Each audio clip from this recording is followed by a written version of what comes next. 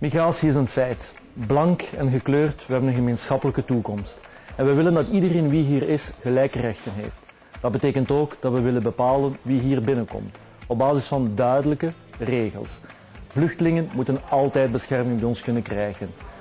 Mensen die trouwen met een buitenlander, tussen aanhalingstekens, met zijn lief, die een gekleurde huid heeft of van waar dan ook komt, moet hier binnen kunnen komen. Alleen willen we graag dat men dat doen vanaf wanneer men 21 is.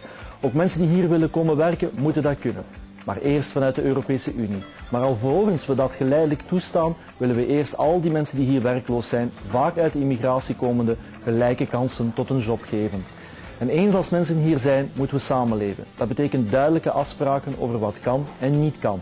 Dat betekent ook dat we willen dat aan de fundamentele rechten niet geraakt wordt. Gelijkheid man en vrouw, holibiezenrechten, maar ook scheiding van kerk en staat. En als iedereen dat aanvaardt, dan kunnen we ongetwijfeld bouwen aan een gezamenlijke toekomst.